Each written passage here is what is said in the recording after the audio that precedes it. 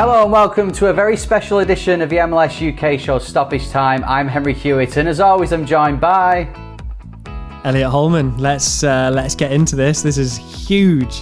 Yeah, well, we said on the last episode of the MLS UK show we were going to release our mid-season gradings episode.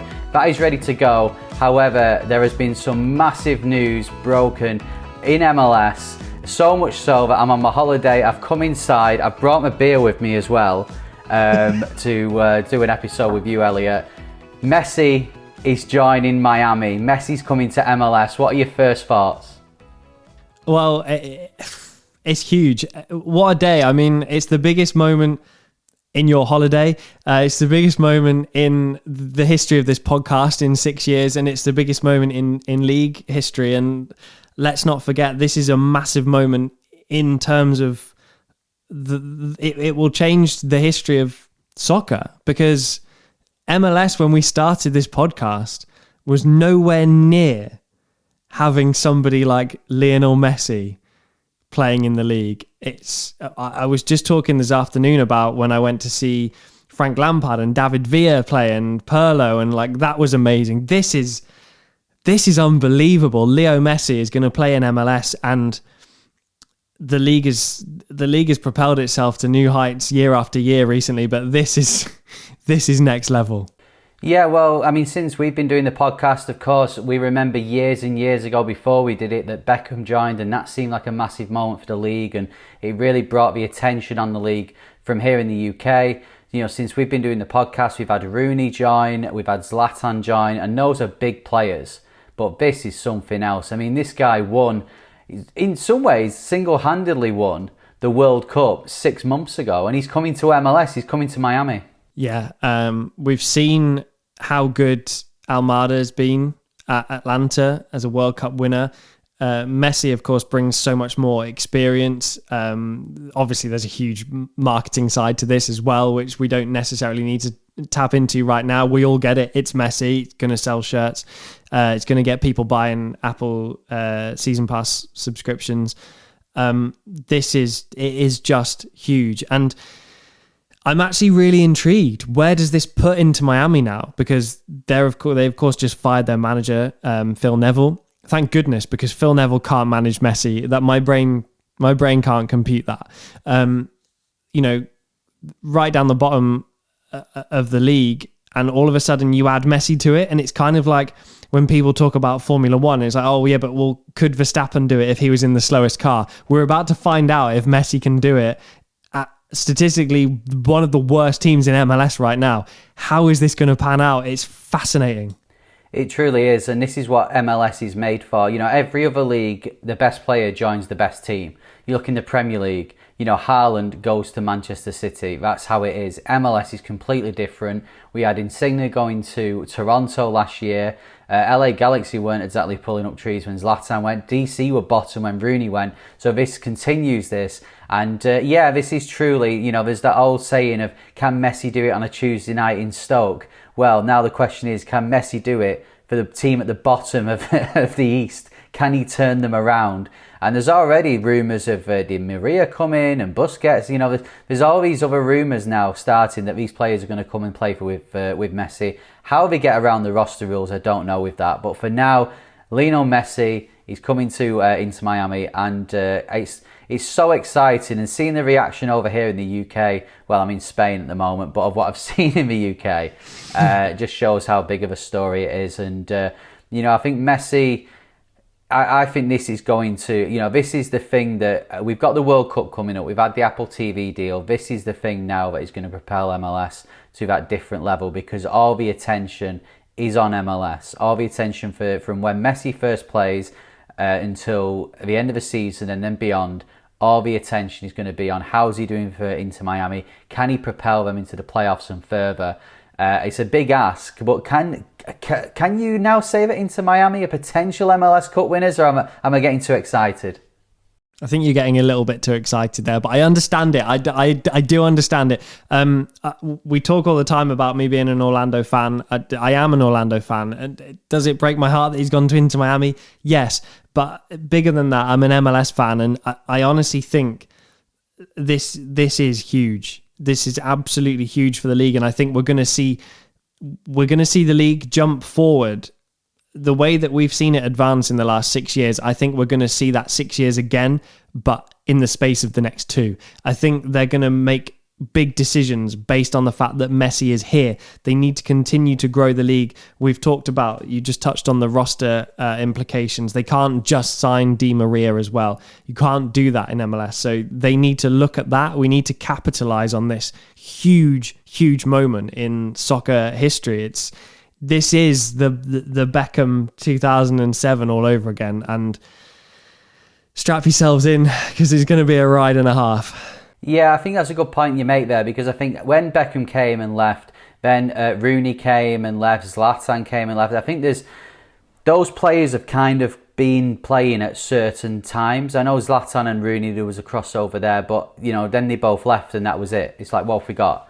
I think Messi now playing, he's only going to play for 2, maybe 3 years, in MLS, and then he's going to either retire or maybe go back to Argentina or whatever. But the thing is now is that they need to capitalise on it. They don't only need Messi, they need a few players who are maybe 1 or 2 years younger, who are going to stay for that extra time, and then younger than them, and have that overlap and just that continuous top quality player mixing in with some good players that are here now, some good young players from South America, some good US players who are then moving to Europe. Hopefully this will mean that those players, instead of going over to Europe, are thinking, hang on a minute, I get to play against Lionel Messi here. I get to play with Lionel Messi. I'm staying where I am, and that's how the league's going to progress. I couldn't agree more. I think it's huge for Inter Miami. Of course it is. They're going to reap the rewards twofold. However, I think if you're SKC, if you're Dallas, you couldn't feel further away from Miami. However, I think you're going to feel the benefits of this as well. As a league, the way that it grows, the way that it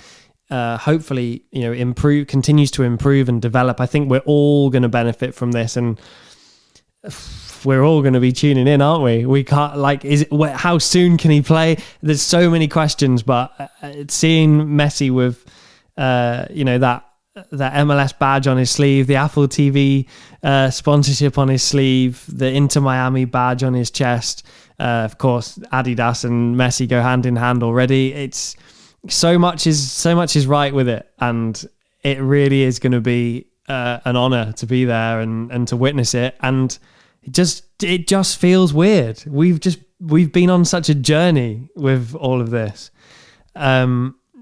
The games we used to talk about, RSL v Colorado in 2015 is a very different affair to Atlanta hosting Inter Miami and Messi at Mercedes-Benz Stadium. It's snowballing so much. It's so exciting. Yeah, and I think I think for me now is that I'm just thankful that I got to see him while he was still in Europe. You mentioned before you got to see him. I got to see him in February in Paris. So as Europeans, we're now losing him to MLS. But I think that there's obviously a lot of stuff going on. There's a lot of stuff that has brought us to this deal.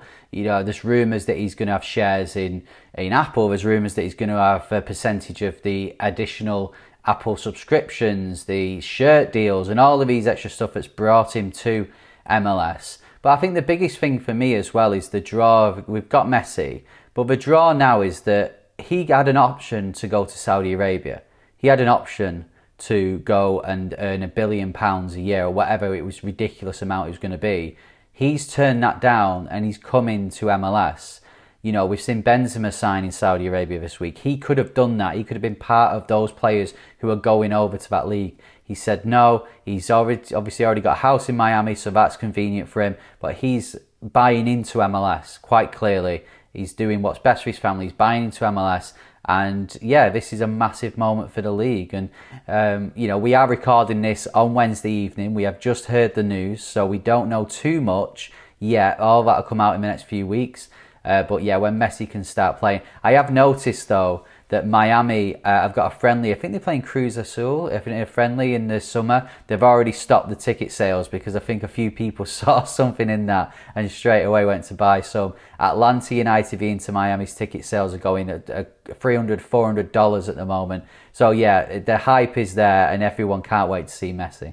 I think it's a really important point. You mentioned he turned down very lucrative deals for this, but I don't think we're biased when we say this is the most exciting league to be a part of in the world right now, in terms of development, in terms of the way it has moved forward, the way it's going to continue to move forward.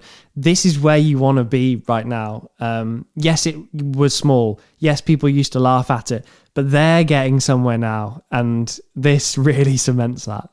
It does, and whenever we've mentioned about Messi potentially joining MLS, we put clips out on TikTok, Instagram, Twitter. The responses we get back from people are those responses of, oh, it's a retirement league, oh, why would he go to MLS? From the Euro snobs that are out there, not only in America, but also in Europe and the rest of the world as well. Well, he has joined MLS, and those eyes are now going to be on MLS because Messi fans, and we're all Messi fans, but, the wider soccer public are going to watch MLS now. They're going to sign up to to Apple TV. They're going to want to watch these games. They're going to want to watch Messi. How does he do against these defences and these teams that they've actually been slagging off in recent years, saying, about MLS. Well, Messi's coming up against them now. And, don't get me wrong, I think Messi now will be the favourite for the next few years as for MVP. He will be the favourite for the top goal scorer, top assist maker.